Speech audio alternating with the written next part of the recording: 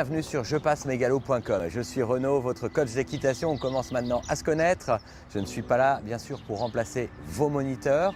La mise en pratique dans les centres équestres avec vos moniteurs qui vous connaissent est très importante. Néanmoins, ils n'ont pas toujours le temps de rajouter toutes ces astuces, tous ces conseils que moi, je peux me permettre de vous donner à la caméra. Alors justement, aujourd'hui, la saison de concours a commencé et je vous propose de découvrir les 10 conseils à connaître pour réussir ses premiers CSO.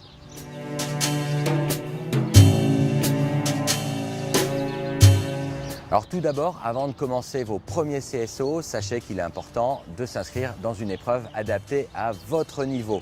Là encore, votre moniteur d'ailleurs sera le meilleur juge, il vous connaît, il connaît votre niveau, votre confiance, votre mise en pratique équestre. Il sera là pour vous orienter. Il existe d'ailleurs dans la plupart des centres équestres des concours d'entraînement qui sont mis en place, qui sont organisés pour vous aider, pour vous accompagner, pour découvrir les premiers CSO et les réussir. Vous serez alors sur votre terrain, dans votre centre équestre et avec vos chevaux et poneys de club, ce qui vous permettra une meilleure mise en confiance. Alors ensuite, entraînez-vous régulièrement en leçon d'obstacles et si possible, prenez des cours particuliers avec le cheval que vous montrez en concours afin de faire la meilleure équipe possible. Choisissez un cheval de confiance pour votre épreuve. En effet, le CSO est un travail d'équipe, vous évoluez à deux, vous, votre cheval, vous avez votre appréhension déjà liée à l'épreuve. Si en plus vous n'avez pas confiance dans le cheval que vous êtes amené à monter, ça va vraiment vous déconcentrer, ça ne vous aidera pas pour le CSO. Donc choisissez un cheval de confiance pour justement pouvoir vous appuyer un petit peu sur lui. Faites en sorte qu'il ait de l'expérience, du savoir-faire. Pourquoi pas pour être amené à rattraper vos petites erreurs dues à votre propre stress. Ensuite, nous le verrons dans une leçon Galop 4 destinée au langage du cheval. L'émotion que vous dégagez peut être ressentie et analysée par le cheval. Donc il est important encore une fois d'avoir un cheval de confiance pour justement ne pas être trop stressé, ne pas dégager trop d'angoisse et ne pas être amené aussi à stresser son propre cheval. Le jour de l'épreuve, n'hésitez pas à demander un coup de main à un cavalier d'expérience pour vous aider à préparer votre cheval. En effet, vous aurez la tête concentrée sur votre parcours et puis il arrive parfois qu'on oublie une ou deux choses dans la préparation de son cheval. Donc ça permet d'avoir un regard extérieur, un petit coup de main à côté pour ne rien oublier, pour bien vérifier, bien préparer son équipement, comme par exemple les guêtres. D'ailleurs, une leçon Galop 3 sera destinée à l'apprentissage pour savoir poser des guêtres sur un cheval dans le bon sens et puis mettre les guêtres adaptées à l'épreuve parce qu'il existe en effet des guêtres de cross, des guêtres de CSO, pourquoi pas des guêtres de dressage pour vos entraînements en dressage. Alors donc encore une fois, n'hésitez pas à demander un petit coup de main à un cavalier expérimenté pour la préparation de votre cheval. Surtout, restez à l'écoute de votre moniteur lors de la reconnaissance du parcours. En effet, la reconnaissance du parcours, c'est une étape importante dans laquelle vous allez apprendre le circuit, le sens du parcours, l'ordre des obstacles, mais aussi les pièges à éviter pour réussir au mieux votre CSO.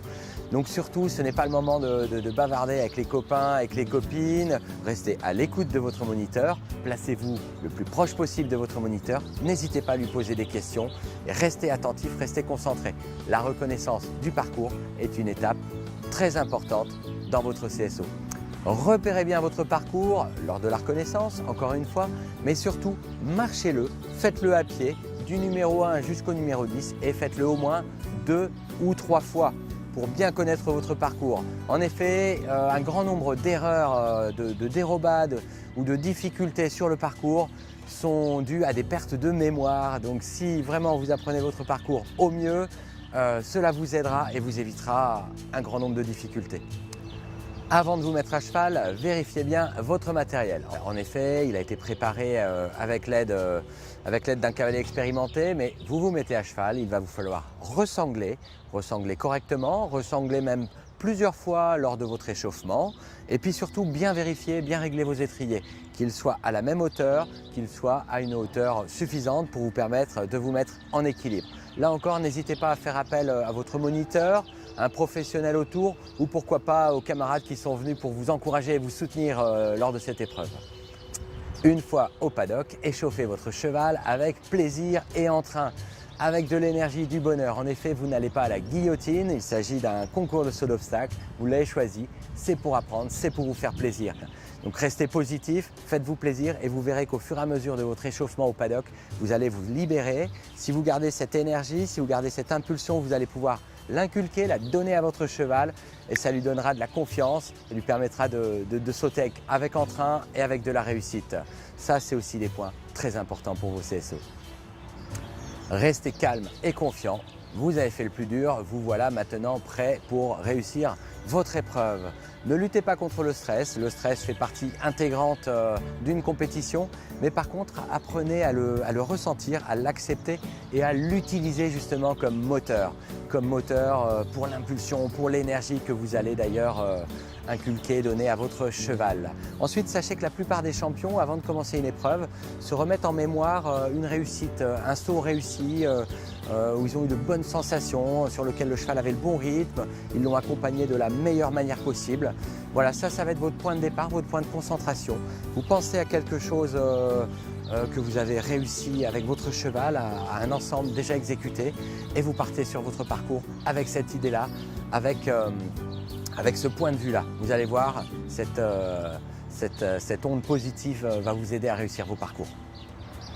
Vous voilà maintenant sur le terrain, observez vos obstacles de loin, maintenez une bonne impulsion et respirez, soufflez de manière à avoir une position décontractée et accompagner vos sauts au mieux. Alors toutes ces astuces et ces conseils sont bien entendu repris dans les formations. On aura l'occasion de les revoir en détail du galop 1 jusqu'au galop 7 pour vous aider à évoluer au mieux à l'obstacle et pourquoi pas devenir un cavalier de concours.